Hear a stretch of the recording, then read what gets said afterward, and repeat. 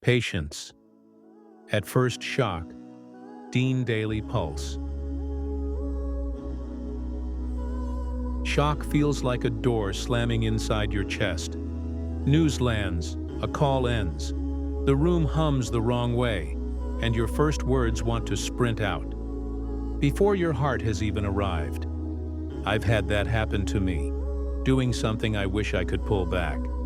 That first moment matters. The Prophet Muhammad ﷺ taught that real patience shows up at the first shock, not hours later when the dust settles, but right when the world tilts. That's not a cold command. It's a lifeline. In those first seconds, you can place the pain where it belongs, with Allah, the all-knowing, the most merciful, or let it drag you where it wants. Back then, a woman was weeping at a grave. The Prophet Muhammad ﷺ passed by and gently told her to be mindful of Allah and to be patient. She didn't recognize him. Grief had closed the frame around her. She pushed back, words sharp from an open wound. Later, learning who had spoken, she went to his door. She apologized, and then he taught her. Patience is at the first strike of a calamity. That lesson isn't about silencing grief.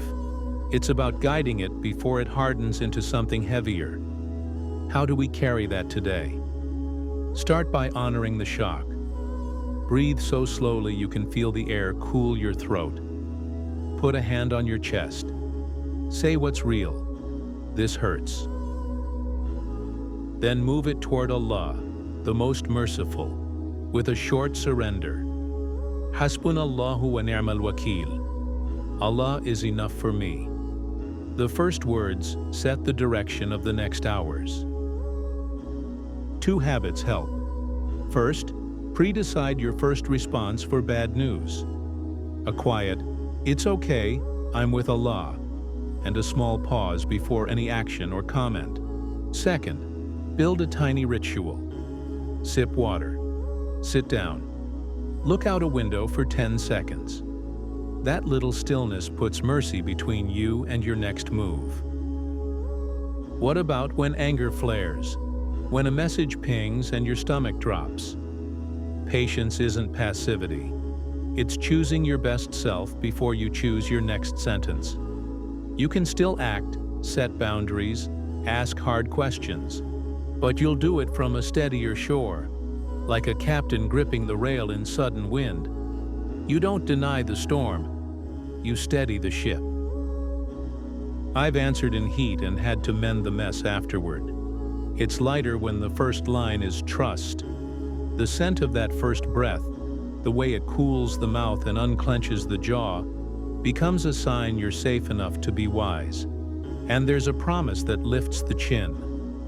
Allah says, "Only those who endure patiently will be given their reward without limit." Think about that. No measure, no cap. Unlimited. If the first seconds are the hardest, they may also be the most valuable. What if the moment you want to lash out is the moment closest to immeasurable reward?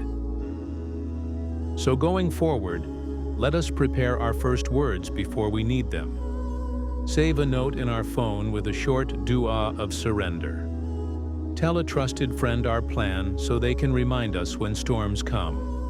When the shock hits, a diagnosis, a delay, a sudden bill, let our first breath be a bridge to Allah, the all-knowing, the most merciful.